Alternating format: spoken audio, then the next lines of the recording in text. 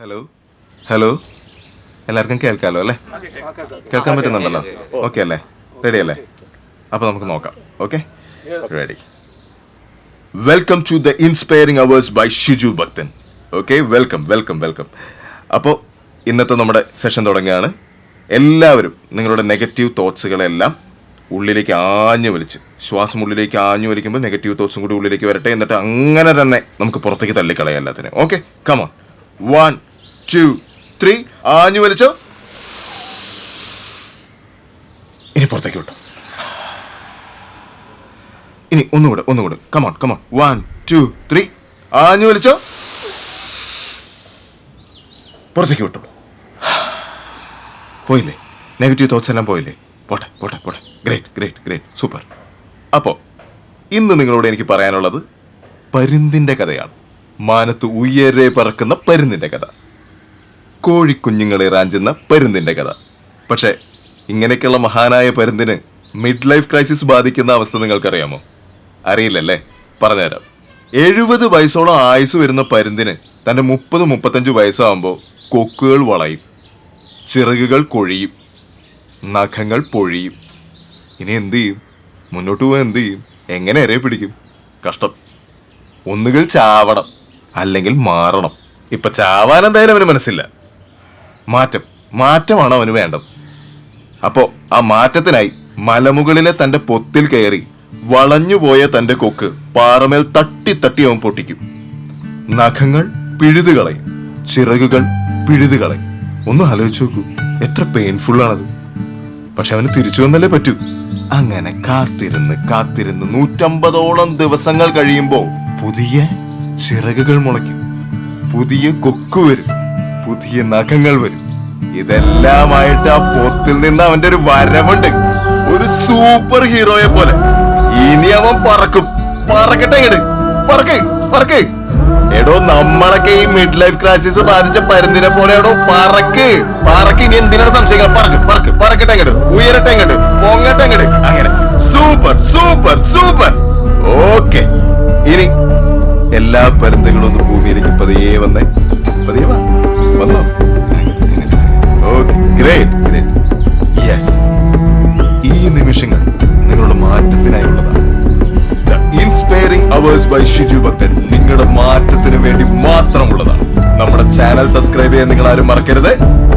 Okay.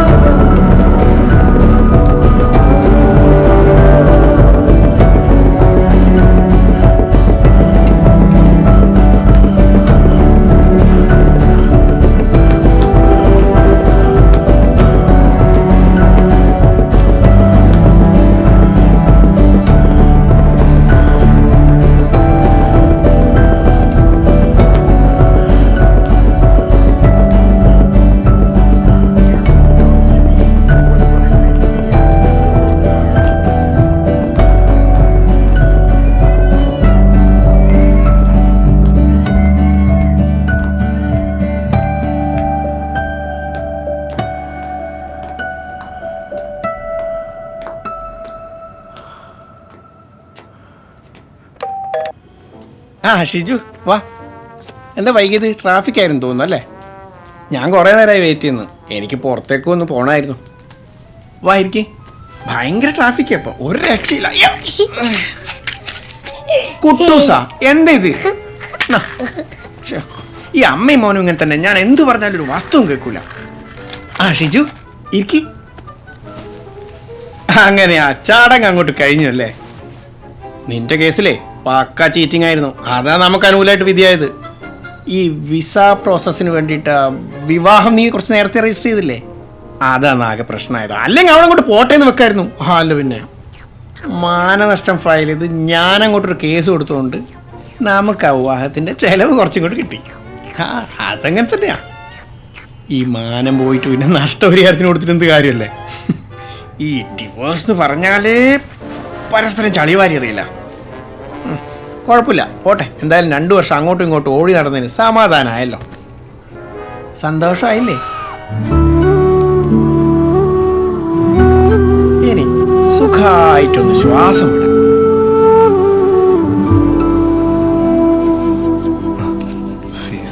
ഫീസൊക്കെ മെല്ലെ മതിയായിരുന്നു, കുഴപ്പമില്ല. ആ കോർട്ട് ഓർഡർ തരാം. ദാ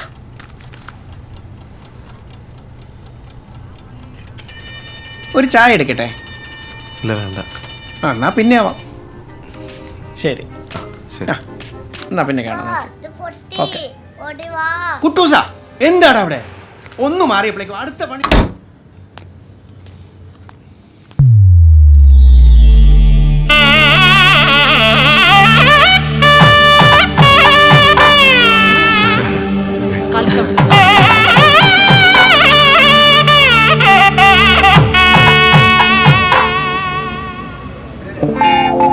എന്താ പ്രാർത്ഥിക്കും?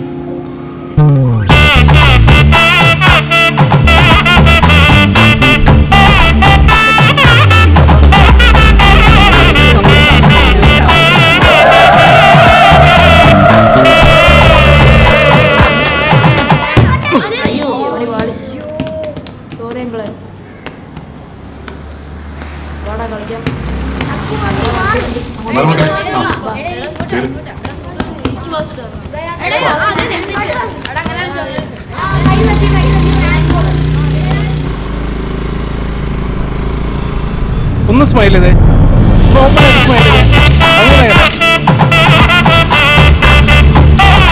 അങ്ങനെ ഉള്ളിൽ വരട്ടെ.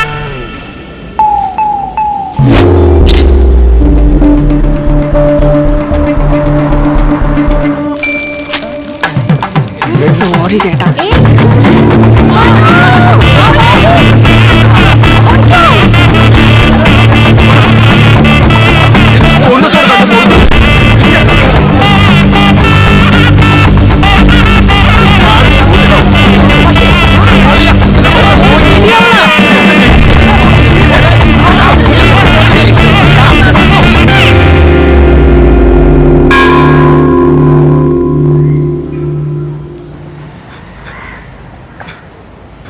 കരയല്ലേ പോട്ടെ പോട്ടേന്ന്. എന്തിനു നീ കരയണേ? 2 വർഷമായില്ലേ, വിട്ടുകളാ. സുബേട്ടിനെ നോക്കി എല്ലാവർക്കും മോട്ടിവേഷൻ കൊടുക്കുന്ന നീ ഇങ്ങനെയായ എങ്ങനെയാ? നീ ആദ്യം കോലം കെട്ട രൂപമൊക്കെ ഒന്ന് ഇങ്ങോട്ട് മാറ്റേ, എന്നിട്ട് ഈ താടിയൊക്കെ പഠിച്ച് നല്ല കുട്ടപ്പനായിട്ട് ഇങ്ങോട്ട് വാ. ഏട്ടനില്ല എൻ്റെ കൂടെ. ഇനി മുന്നോട്ട് നോക്ക്, പിന്നോട്ട് നോക്കണ്ട. ഹാപ്പി ആയില്ലേ? ചിരിക്കടാ ഷിജിക്കുട്ടാ.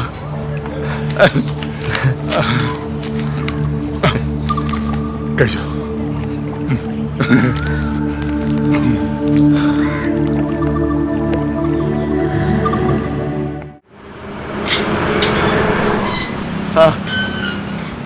ഇതെപ്പോഴാ വന്നേ?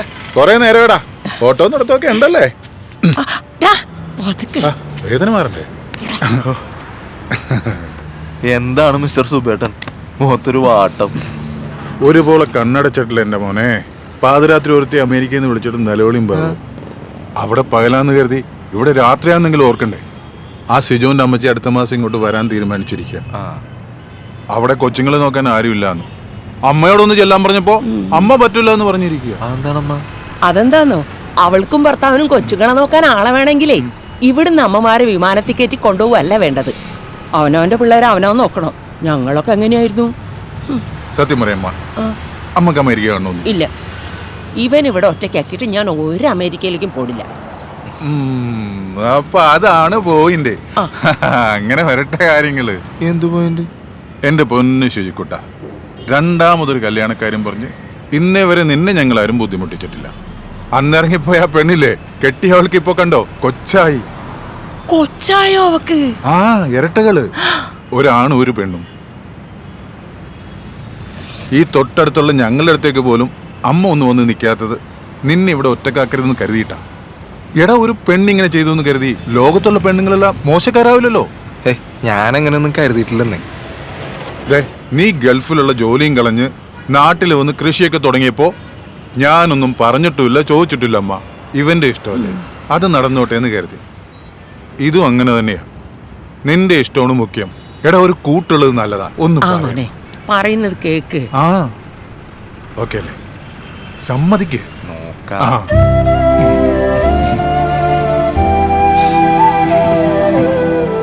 സാർ തെറി വിളിക്കില്ലേ സാർ, തെറി വിളിക്കില്ലേ? ഞാൻ പറയുന്നത് കേക്ക് ആദ്യം. സാർ മര്യാദ പ്ലീസ് സാർ. അതായത് ഇവിടുത്തെ എല്ലാ വൻകിട മാട്രിമോണി ഗ്രൂപ്പുകളും ജാതി മത അടിസ്ഥാനത്തിൽ ജോലി ചെയ്യുന്ന ആളുകളാണ്. എന്നാൽ ഈ ലവ്ലി കപ്പിൾ മാട്രിമോണി തികച്ചും മതേതരമായ ഒരു മാട്രിമോണിയാണ് സാർ. ഞങ്ങൾക്ക് മനുഷ്യരാണെന്നുള്ള ഒരൊറ്റ ഡിമാൻഡേ ഉള്ളൂ സാർ. ഞാൻ സാറിന്റെ മകളുമായി സംസാരിച്ചപ്പോൾ എനിക്കറിയാൻ കഴിഞ്ഞത് ആ കുട്ടിക്ക് ഒരു പെൺകുട്ടിയുമായി ജീവിക്കണം എന്നാണ് sir. You please understand me. അതുകൊണ്ടാണ് സാറിന്റെ മൊബൈലിലേക്ക് ഞാൻ കുറച്ച് ഫോട്ടോസ് അയച്ചത് പെൺകുട്ടികളുടെ. സാർ ആദ്യം മകളുമായി സംസാരിച്ചിട്ട് ഒരു ധാരണയിലെത്ത്, എന്നിട്ട് എന്നെ വിളിക്കും ട്ടാ. ആ ഓ, കല്യാണത്തിന്റെ പേരിൽ എന്തൊക്കെ പ്രശ്നം നടക്കണേന്നറിയോ? മൊത്തം അലമ്പാടാ. എന്നിട്ട് നീ കിട്ടിയില്ലേ? ആ അനുഭവം കൊണ്ടാ ഞാൻ പറയണത്. നീ കെട്ടണേ കെട്ടിക്കോ, എനിക്കൊരു ക്ലയന്റിനെ കിട്ടും. പക്ഷെ നീ കെട്ടിയാ നീ പെടും ഷിജു. ഷിജു ഏട്ടാ, അമ്മേ സുഭാഷ് ചേട്ടനൊക്കെ പറയുന്നതിൽ കാര്യമില്ലേ? ഷിജു ഏട്ടന് ഞങ്ങൾ നല്ലൊരു പെൺകുട്ടിനെ കണ്ടെത്തി തരും. ഞങ്ങളെ പോലത്തെ നല്ല ലൗലി കപ്പിൾ അല്ലേ സജി ഏട്ടാ? ചായ വെച്ചില്ലേ? പോയിക്കൂടെ? എന്നാടാ പൂള ചായ കുടി. എന്ത് നല്ല ഭാര്യയാടാ നിനക്ക് കിട്ടി. തേങ്ങാക്കൊല്ലേണു. ഇവിടെ ജോലിക്ക് വന്ന് ഇവളെ പ്രേമിച്ച് കെട്ടി. That was my mistake. ബാക്കി ഭർത്താക്കന്മാർക്കൊക്കെ ജോലിക്ക് പോകുമ്പോഴെങ്കിലും സ്വസ്ഥത കിട്ടൂലേ? എനിക്ക് ജോലിക്ക് വന്നാലും സ്വസ്ഥത കിട്ടൂല. എൻ്റെ ഒരു സമാധാനത്തിന് ഞാൻ അവളോട് പറഞ്ഞു, എടി എന്തിനാ ഇങ്ങനെ ജോലി എടുത്ത് കഷ്ടപ്പെടുന്നത്, എനിക്ക് വീട്ടിലെങ്ങനെ എത്താൻ പോരെന്ന് ചോദിച്ചു. അപ്പൊ അവള് പറയണ്, എന്തിനാ നല്ലൊരു ജോലി കളയണേന്ന്. എടാ എൻ്റെ കയ്യിൽ നിന്ന് സാലറി വാങ്ങിയിട്ട് അവൾ അവളുടെ വീട്ടിലേക്ക് അയച്ചു കൊടുക്കണം. ഇത്ര ഭയങ്കര കണ്ടാ പറയൂലട്ടാ. ആ പറയൂല. ഇതൊക്കെ ഒരു ട്രിക്കാ. രക്തരക്ഷസുകളാടാ, നമ്മുടെയൊക്കെ ചോര ഊറ്റി കുടിക്കാൻ പോകുന്ന രക്തരക്ഷസുകൾ. സജി ഏട്ടാ, ആ ഞാൻ പോവാണേ. സുഭാഷ് ചേട്ടന്റെ കടയിൽ നിന്ന് കുറച്ച് സാധനങ്ങൾ മേടിക്കാനുണ്ട്. പോട്ടെ, നേരത്തെ വരില്ല സജി ഏട്ടാ. ബൈ ഷിജു ഏട്ടാ. ഓ കൊന്നേനെ പിശാശി. ഞാനും വരുന്നു. എല്ലാ സ്ത്രീകളും ഇങ്ങനെ ആവണമെന്നില്ലല്ലോ. ഞാൻ എന്തൊക്കെ പറഞ്ഞിട്ട് നീ കൺവിൻസ്ഡ് ആവണല്ലേ?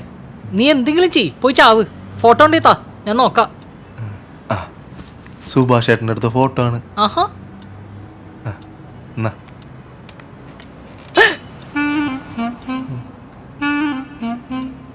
ഈ മാട്രിമോണി നീ പൂട്ടിക്കോ. സുഭാഷ് ചേട്ടനുണ്ട്, സുഭാഷ് ചേട്ടൻ്റെ ഒരു അനിയനുണ്ട്. ഇതെന്തിനീ കൊടയുടെ പരസ്യത്തിന് ഫ്ലെക്സ് അടിക്കാനൊന്നുമല്ല. നടു നിർത്ത്. ഇനി ചിരിക്ക്. അത്രയും ചിരി വേണ്ട, 5 വല്ലതും മതി. ഇങ്ങനെ ഈ ആ എടുത്തോ.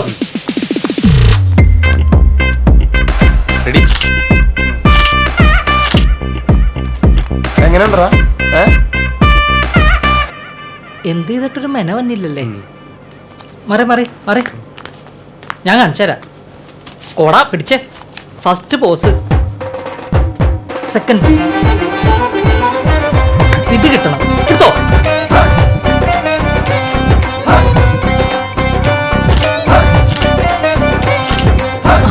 നോക്കട്ടെ. ആ സൂപ്പർ. സുന്ദരാ വാ. തൂറ്റാംബ്ലാക്കൽ ഹൗസ്. ഈ തൂറ്റാംബ്ലാക്കിൽ വെക്കണോ? ഷിജു ഭക്തം പോരെ? ഈ തൂറ്റാംബ്ലാക്കൽ എന്നൊക്കെ പറഞ്ഞ തറവാട്ട് പേരാണ്, അതാണ് പ്രശ്നം. ഹൈറ്റ് 5'6", അതൊന്നും വേണ്ട. ഇതെന്താ തൂക്കി വെക്കാനാ? മറ്റേതാണ് ഹൈലൈറ്റ്, അതെഴുതാം. തന്റേതല്ലാത്ത കാരണത്താൽ വിവാഹ മോചനം. തന്റേതല്ലാത്ത കാരണത്താൽ വിവാഹത്തിൽ. ആ നിന്റെ കാരണമല്ലല്ലോ. നോക്ക്, ഇതൊക്കെ എങ്ങനെയുണ്ട്? ഇത് നോക്കാല്ലേ? ഇത് കൊള്ളാം. പൂജാ കൃഷ്ണൻ, തൃശ്ശൂർക്കാരിയാ. കൊടുക്കട്ടെ. ആ ഇതാ, അത് വേണ്ട. അതെന്താന്ന് വെച്ചാ നല്ല ഭംഗിയുണ്ട് ആ കുട്ടിക്ക്. ഇത് ഇതാ. ആ ഇത് തിരുവനന്തപുരം. ആ ഇത് എനിക്ക് ഓക്കെയാണ്. നോക്കട്ടെ, നിന്റെ മുഖം നോക്കട്ടെ. ഇത് കാണാല്ലേ? ആ അത് കൊള്ളാം. ഒന്ന് വന്നേ എന്റെ മിനി. കെട്ടിക്കോട്ടെ.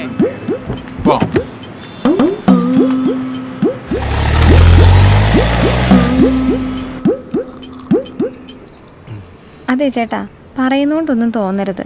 എന്റെ സങ്കല്പത്തില് കുറച്ച് മുടിയൊക്കെയുള്ള ഒരാളാണ് ഉണ്ടായിരുന്നത്. കഷൻ, ഇവിടെ പോയി. ഇതൊക്കെ തറവാടിയൊക്കെ ഉള്ളതാടാ. പെങ്കൊച്ച് തിരുവനന്തപുരം സേ ഹേ. നമ്മൾ തമ്മിൽ സെറ്റ് ആവൂലട്ടോ. എന്റെ വൈബ് വേറെ. ഇത് ഡിക്ലൈൻ ആയി.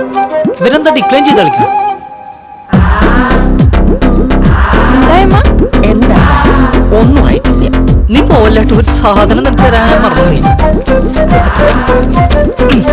ആദ്യത്തെ 3 ആലോചന ഉണ്ടല്ലോ, അത് ഫ്രീ ആയിരുന്നു. ഇത് വീട്ടിൽ ചെന്നിട്ട് ഗൂഗിൾ പേ ചെയ്താൽ മതി. അക്കൗണ്ട് എല്ലാം അതിലുണ്ട് കേട്ടാ. പയ്യന് കൃഷിയാണ്. നല്ല വല്ല ജോലിയുള്ള ആലോചനയായിട്ട് വന്നൂടെ? ഇതാണോ പയ്യന്റെ അച്ഛൻ?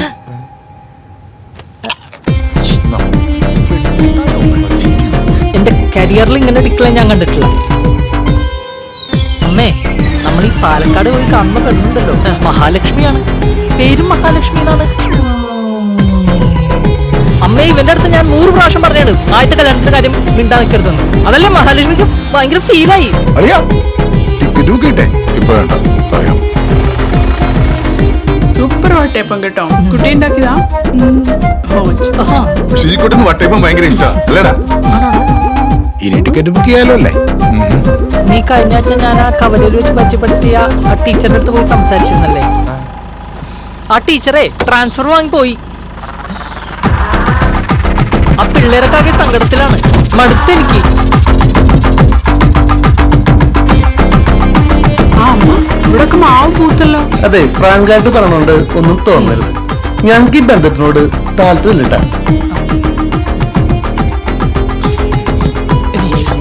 ചായ വെക്ക്.